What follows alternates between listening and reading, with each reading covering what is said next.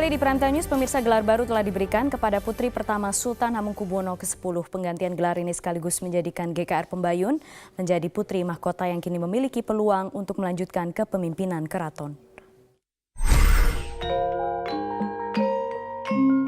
Selasa lalu, Sultan Hamengkubuwono ke-10 mengganti gelar GKR Pembayun menjadi GKR Mangkubumi Hamemayu Hayuning Bawono Langgeng ing Mataram. Penggantian gelar dilakukan dengan prosesi dawuh rojo yang digelar secara tertutup di Siti Inggil, Komplek Keraton. Putri pertama Sultan Hamengkubuwono ke-10 dengan Gusti Kanjeng Ratu Hemas ini dikenal dengan nama kecil Gusti Raden Ajeng Nurmalitasari. Setelah menikah dengan Kanjeng Pangeran Haryo Wironegoro, nama dan gelarnya berubah menjadi Gusti Kanjeng Ratu Pembayun. Dari pernikahan tersebut ia dikaruniai 2 orang anak. Wanita berusia 43 tahun ini menamatkan sekolah menengah atasnya di Singapura. Setelah itu ia sempat melanjutkan pendidikan di Amerika Serikat hingga akhirnya ia kuliah di Griffith University di Brisbane, Australia. GKR Pembayun kini tercatat menempati posisi komisaris utama dan direktur utama sejumlah perusahaan di Yogyakarta. Ia juga dikenal aktif dalam berbagai organisasi sosial dan kemasyarakatan.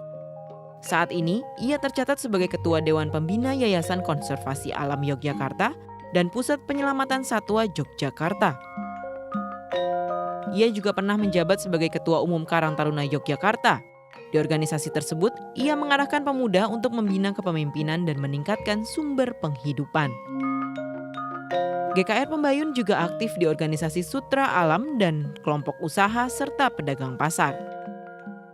Dengan gelar Mangkubumi yang telah diberikan kepada GKR Pembayun, ia otomatis menjadi putri mahkota yang berpeluang besar melanjutkan kepemimpinan Kesultanan Ngayogyakarta Hadiningrat.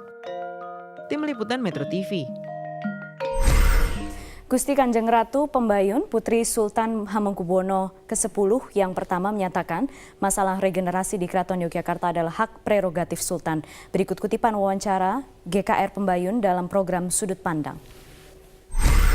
Mbak Pembayun melihat peran perempuan sebagai pengganti Sultan di masa mendatang?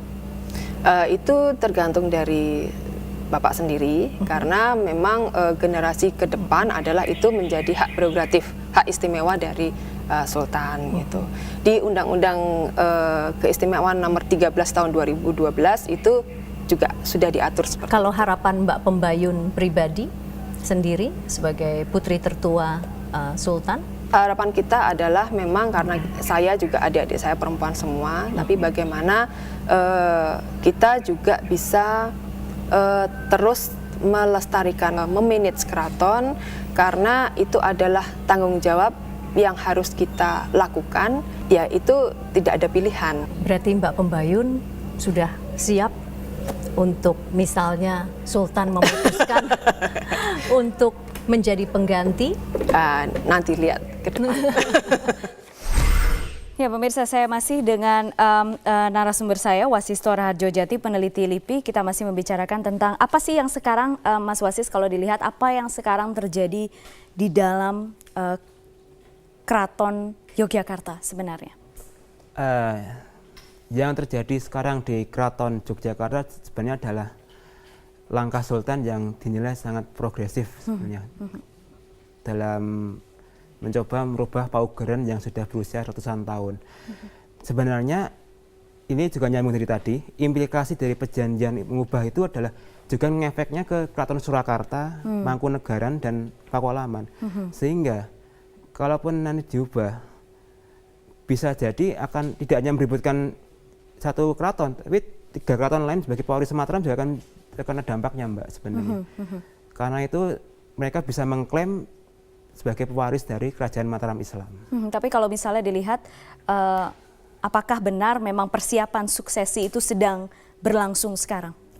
Kalau kita baca pola suksesi di Keraton Yogyakarta dari era HB1 sampai HB10, itu ada 3 model sebenarnya. Yang pertama adalah model Melarak Sempal. Itu model suksesi raja yang ditandai dengan pengangkatan putra mahkota dan keturunannya keris Joko Piturun dan Kyai Kopek. Itu terjadi di era HB7 sampai HB ke-10. Yang kedua, model klopo nyawang atau suksesi menyamping dari adik ke kakak itu atau kakak adik. Dari kakak ke adik ya? Iya, itu dari eranya HB5 ke HB6. Pecah gentong itu suksesi yang ditandai dengan adanya konflik yang itu saat itu Peperangan. lebih ke arah intervensi pemerintah Hindia Belanda ke dalam menyoal suksesi keraton.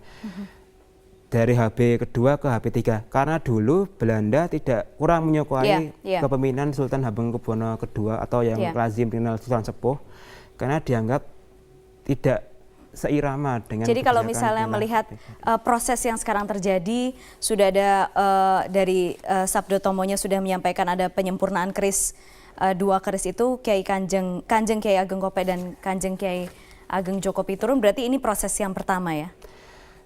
Iya, model yang pertama ya? Model pertama, model yang belarak sempal sebenarnya, yang secara normal. Yang secara normal. Iya. Tapi yang menjadi perdebatan adalah karena langkah progresif yang diambil. Iya, Mbak.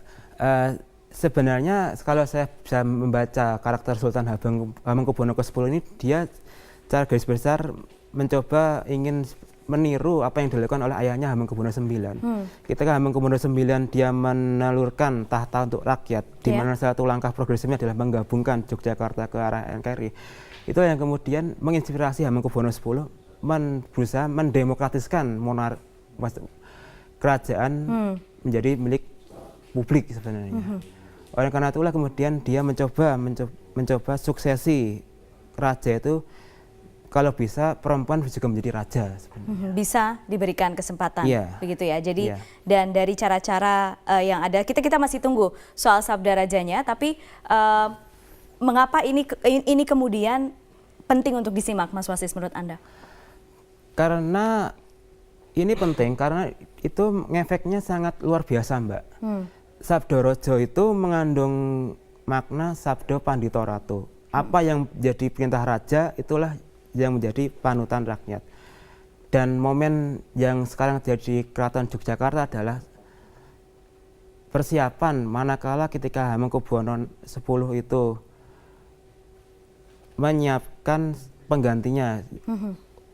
Bila nanti sesuatu terjadi, hal-hal yang tidak dimungkinkan terjadi dalam pemerintahan, Mbak. Oke, baik. Terima kasih sudah bergabung bersama kami, Mas Wasisto Raharjo Jati di Prime Time News. Pemirsa, sesaat lagi desakan untuk melakukan perombakan kabinet oleh koalisi partai pendukung mulai berembus kencang. Indra Maulana akan hadir sesaat lagi dengan dialognya. Ikuti juga penelusuran dugaan korupsi pengadaan UPS di APBD DKI Jakarta tahun 2014. Tetap bersama kami.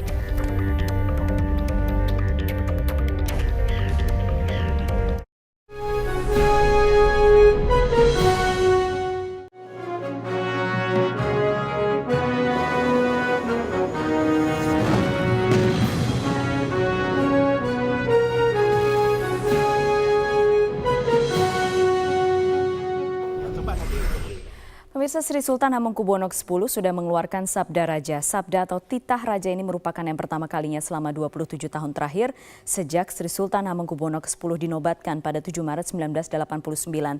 Di sejumlah media massa beredar isi Sabda Raja, meski kemudian seperti yang Anda dengar, Sri Sultan Hamengkubuwono menyatakan belum secara resmi menyampaikan kepada publik rencananya baru pekan depan akan diadakan konferensi pers terkait Sabda Raja. Yang jelas ini adalah sebuah perintah yang harus dipatuhi oleh rakyatnya, dalam hal ini masyarakat Yogyakarta. Apa makna dari Sabda Raja tersebut? Di studio sudah hadir peneliti LIPI Wasisto Raharjo Jati yang akan mendampingi saya. Mas Wasis, selamat malam. Malam, Mbak. Terima kasih sudah bergabung bersama kami di Prime Time News. Kami langsung mengajak Anda pemirsa, kita melihat satu persatu isi Sabda Raja atau Sabda Tomo ya, Mas Wasis ya istilahnya ya. Sabda Tomo Sri Sultan Hamengkubuwono X ini disampaikan pada 30 April 2015 lalu. Yang pertama adalah penyebutan Buwono berganti menjadi Bawono. Kemudian ada yang kedua, ada gelar Khalifatullah Sultan dihilangkan. Yang ketiga, penyebutan Kaping Sedoso diganti Kaping 10. Jadi ini yang Anda saksikan di sini pemirsa di bawah. Mudah-mudahan Anda bisa melihatnya dengan jelas di layar TV Anda karena sedikit terpotong di bagian bawah. Tulisannya adalah, kita bisa baca bersama-sama di sini, Mas Wasis. Ngarso dalem sampean dalem ingkang sinuwun Kanjeng Sultan Hamengkubuwono Senopati ing Ngalogo Ngabdurrahman Sayyidin Panatagomo Khalifatullah ingkang jumeneng kaping 11 ing Ngayogyakarta Hadiningrat. Buwono saya diperjelas di sini dibesarkan karena ini yang dirubah jadi Bawono. Khalifatullah kemudian dihilangkan, kaping 11 diganti menjadi kaping 10. Pertama kali dulu Buwono diganti Bawono. Apa makna besar yang berubah di sana, Mas Wasis? Secara garis besar, karena artinya sama ya, artinya ya, sama. dalam falsafah Jawa, Buwono ataupun Bawono itu artinya sama, Mbak, artinya dunia. Dan dalam hal ini, kalaupun Sultan mengendaki perubahan gelar Buwono dan Bawono itu tidak banyak berimplikasi banyak terhadap status maupun gelar beliau sebenarnya. Namun kalau kita bisa baca intrik perilaku Sultan untuk merubah Buwono menjadi Bawono, dia ingin menandakan suatu generasi baru suksesi di keraton. Sudah terlihat begitu jelas ya, iya, dari situ ya. Iya, tapi ada juga yang menyebut bahwa penggantian Buwono menjadi Bawono, kemudian dari kaping 11 diganti kaping 10 itu lebih merakyat, bahasanya lebih merakyat. Itu juga benar. Benar, Mbak. Karena Sultan Hamengkubuwono X ini dia sangat memahami konsep tahta untuk rakyat dari Sultan Hamengkubuwono IX, di mana dia ingin mempublikkan keraton menjadi sebuah rumah buat rakyat.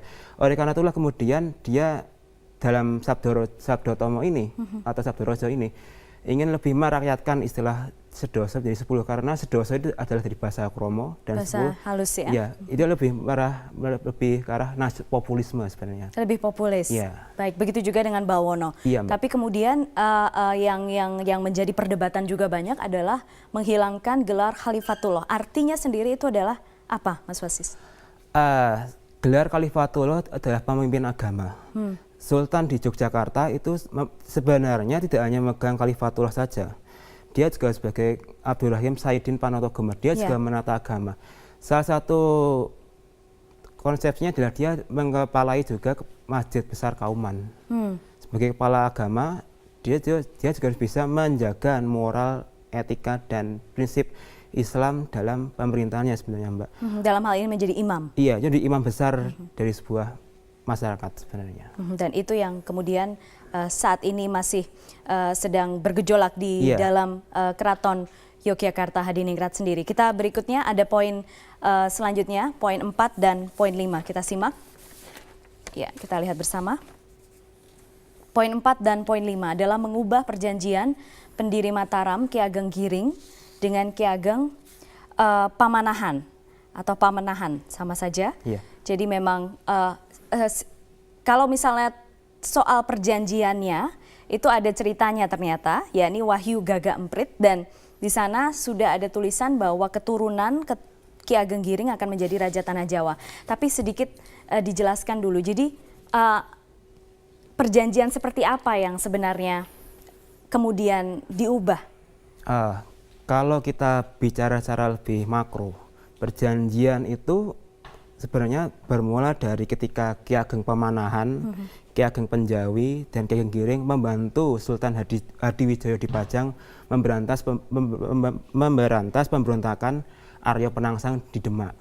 Oleh karena itulah kemudian sebagai bentuk apresiasi atas keberhasilan itu, Ki Ageng Pamanahan dan Ki Ageng Giring itu diberi tanah perdikan atau di Alas Mentauk yang kini disebut sebagai Mataram. Sementara Kiai Penjawi diberi hadiah tanah perdikan di Pati.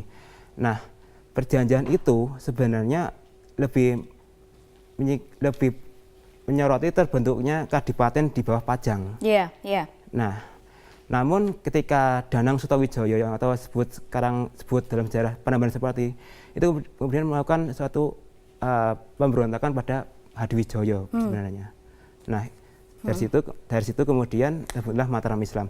Perjanjian ini sebenarnya itu dikaitkan dengan adanya kelapa gading sebenarnya. Dalam itu sebenarnya Ki Ageng Pamanahan, Ki Ageng Giring itu sebenarnya petani di daerah Gunung Kidul.